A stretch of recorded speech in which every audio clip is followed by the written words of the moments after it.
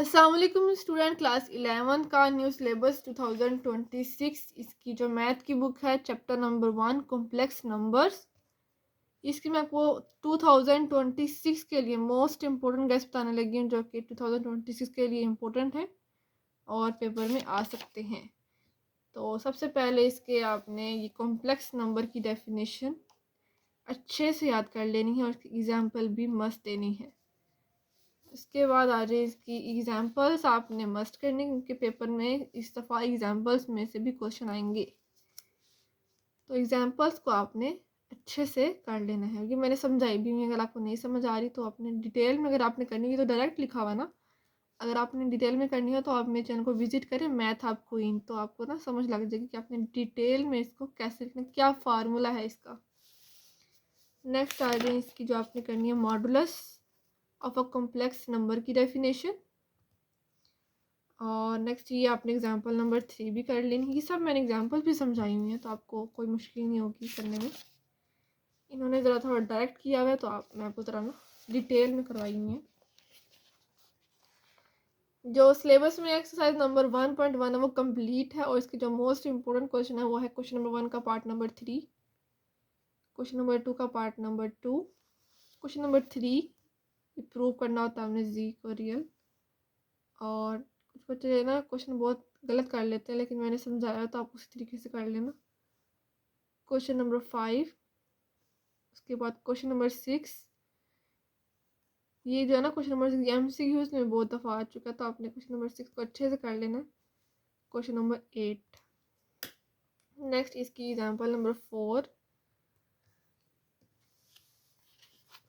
ये जो है नेक्स्ट आपने क्या करना है स्क्वायर रूट। इस साल जो इस चैप्टर में थोड़ा डिफरेंट आया है वो है स्क्वायर रूट वाला क्वेश्चन, तो इसका फार्मूला आपने अच्छे से याद करना है। इस तरह वाले क्वेश्चन लाजमी पेपर में आएंगे।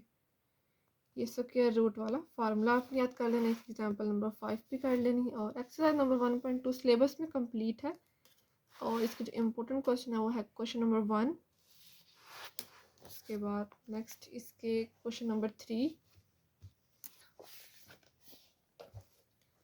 क्वेश्चन नंबर 4 जिसमें इमेजिनरी सिर्फ हमने सिलेक्ट करना होता है, next question number 7, question number 9, question number 12 complex polynomial की डेफिनेशन। इसके बाद आ जाए इसकी एक्सरसाइज नंबर 1.3 का question number 1, question number 4 most important. 1 तो शॉर्ट के लिए है और बाकी 2 भी शॉर्ट के लिए है। क्वेश्चन नंबर 4 जो लॉन्ग के लिए मोस्ट इम्पोर्टेंट है क्वेश्चन नंबर 4। और next question number 6, question number 8 आपने अच्छे से कर लेना है। और ये जो है ना यहाँ पर लिखा हुआ properties of cube root of unity, 3 cube root of unity, उसके बाद 4 फोर्थ रूट ऑफ यूनिटी। तो आप इसको बस एक दफ़ा ना रीड कर लेना कि इसकी क्या प्रॉपर्टीज़ हैं, तो फिर आप उसको अपने वर्ड में भी लिख सकते हैं। तो इसको एक दफ़ा ज़रूर पढ़ना चाहिए ताकि आपको पेपर में अगर MCQs भी इसमें से आ जाए तो आप कर लें, क्योंकि MCQs जो है ना चैप्टर के अंदर से बन कर आते हैं, ठीक है, बाहर से कोई भी नहीं आता। 1.4 एक्सरसाइज जो है इसकी वाले एग्जाम्पल में 11 भी कर लेनी है, भी इम्पोर्टेंट है। 1.4 जो है वो सिलेबस में कंप्लीट है। इसका most important question question number 4, question number 6, question number 8 and question number 9। ये दोनों शॉर्ट है, क्वेश्चन नंबर 8 और 9 थोड़ा सा लॉन्ग है, लेकिन क्वेश्चन नंबर 8 तो बहुत ही शॉर्ट है। जैसे क्वेश्चन नंबर 8 अगर आपको आ गया तो फिर आप क्वेश्चन नंबर 9 भी कर लो, बहुत ही ये क्वेश्चन नंबर 9 मोस्ट इम्पोर्टेंट है।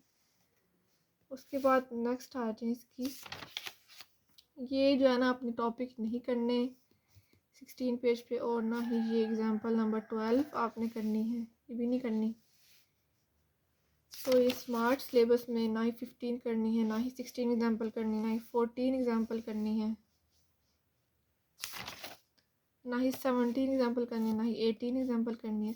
आपने 1.5 का सिर्फ क्वेश्चन नंबर 1 करना है, ठीक है, तो इसको अच्छे से कर लेना और इंशाल्लाह इसमें से एक ना एक पार्ट ज़रूर आ जाएगा। और बाकी इससे कोई क्वेश्चन नहीं करना। क्वेश्चन नंबर 2 से लेकर क्वेश्चन नंबर 22 तक आपने बिल्कुल भी नहीं करना।